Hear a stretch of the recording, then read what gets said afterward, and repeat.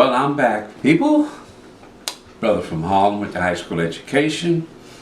I'm back now to tell you about this church that was next door to us that Reverend O'Neill was the pastor of, and how Ernest and Joe were good members of the church, and they did a lot around for the church because it was easier now for them to come see us and help the church because they were right next door to each other. Now, like I said, Harlem was full of storefront churches. Everywhere you went, there was always a church. If nothing else, there was a church. And all these churches survived. Didn't take a lot of people for them to survive. Rents were low back then. You didn't need but a handful of people, but there were so many churches that only had a handful of people. Not this church here. Now, the funny thing about it, they didn't put a sign out saying that this was this type of church and that was that type of church. All they did was conduct services. You see, in certain communities, all word has to do is get out. You don't need to put a sign out there where people say, oh, I think I'll stop in to see this church or this service. But it was very unique. Like I say, we heard the music all the time. We saw the people coming and going all the time. And the church started growing in size with Reverend O'Neill. And now we're starting to make him these flamboyant clothes like we were making for the players and the hustlers and the entertainers. Yellow and blue and red suits. We started making them for him. Now, during Reverend Ike's time, when we made a lot of clothes for Reverend Ike, he didn't go but so far as the coloration of his suits. Some of them were a little wild for a preacher back then, but that was Reverend Ike, and that was okay. Reverend O'Neill was a gay minister, and his flock was gay. And like I say, they needed a place to worship just like every other religion. They needed their own house of worship.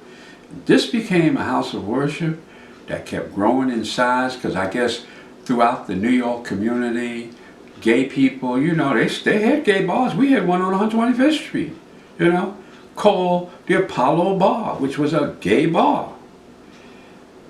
Word got out. The people started coming. Now, all of a sudden, we're starting to make more and more clothes for Reverend O'Neill. One day, Ernest comes in and he says, we're having a big coronation for Reverend O'Neill. So I asked him, I said, what's up? He said, we're installing him as a bishop. I said, okay. Other churches I know, they're reverend one day, they bishop the next day. How do you become a bishop? I don't know. I hear all the time, they go from reverend to bishop. I didn't know there was a bishop school. Or who says you can be a bishop or who says you can't be a bishop? Well, it's Reverend O'Neill. If he wants to be a bishop, let him be a bishop. I didn't go to his church, so it didn't really matter to me. So they ordered some new clothes for Reverend O'Neill, who is now about to become Bishop O'Neill. They had a big fanfare over there. Boy, we could hear the music going and the hollering and the shouting. And then all of a sudden, Reverend O'Neill was no longer Reverend O'Neill. He was Bishop O'Neill. Oh, okay. Time went on. The church got larger. More people coming. And Ernest comes over. They needed some more clothes for Bishop O'Neill because he was being elevated, see? And now he was becoming Archbishop O'Neill. Oh yes, his church right next door to us. Right next door to us. Now he's becoming Archbishop. Whole thing, big fanfare. People coming and going, music got louder and louder, the congregation got bigger and bigger and bigger. I said, oh, okay. So I'm saying to myself, who changes you from, first of all, from reverend to bishop, and now you archbishop? I'm saying, how does all this happen? Now, this is about 1967, going into 68, but it's late 1967 when this went down. Church got bigger and bigger. Now all of a sudden, they were, you know, like most churches, they have a big arena, but they only put so many chairs in it. Now every time we turn around, there's a truck coming up with more and more chairs, because the congregation is getting bigger and bigger and bigger. Well, sure enough, some months passed by, and we're now just about to roll into 1968, like January or something. Ernest comes back over, orders some more clothes. Now, all of a sudden, he's ordering all these white outfits. Now, he went from reverend to bishop to archbishop. So they ordered a lot of white outfits for him back then. Because now he's about to be installed as Cardinal O'Neill.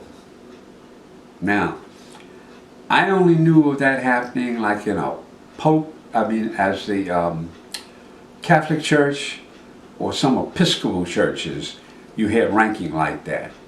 Now, you don't get to be no cardinal or no archbishop in your average religions outside of Catholic and Episcopal, as far as I knew. The Church of England, you might be that. But not here, not especially in America. Now, who determines how you go from reverend to cardinal? I don't know who determines that. Is there a governing body? I didn't know that either. But sure enough, it had a big fanfare for now Cardinal O'Neill. Well, as we move along in the story, all of a sudden that facility that they were in was not big enough to house them anymore. So Ernest told me that they would be moving to, they got a bigger place in Brooklyn. And it was a similar setup like Reverend Ike had. It was an old movie theater that they were moving into. Because those theaters, sometimes they held right around between 2,000 and 3,000 people, because they weren't the movie theaters as we have in today where they're divided up.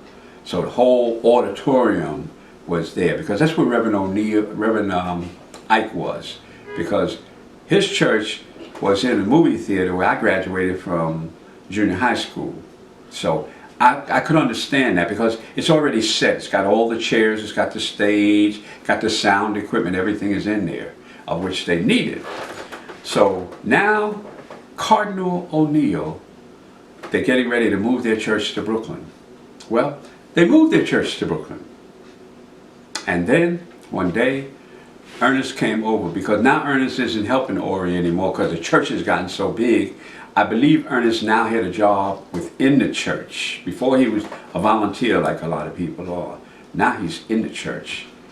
And then one day, Ernest comes in, orders some more clothes for Cardinal O'Neill. Now he gives us official gold leaf invitations to the coronation of Cardinal O'Neill. Y'all know what's coming. Now he becomes Pope O'Neill. I kid you not. Pope O'Neill. So this man went from reverend to pope of a gay community of followers back in those days. This was in the 60s. Now, whatever happened, how big they got, I never knew. Because like I'm saying, they kept their religious belief, their following, their memberships on what we call the down low. The world didn't know about this, but the gay community did. So I said to myself, what an amazing world that we live in, that a man who is a homosexual could command the audience of other homosexuals in the name of God, in the name of religion, And why not? Why do we have to think that because they believe in a certain way that they don't follow God? Now, did they teach it on the Christianity level? I have no idea. I have no idea. But I applaud them for their wanting to serve a higher power.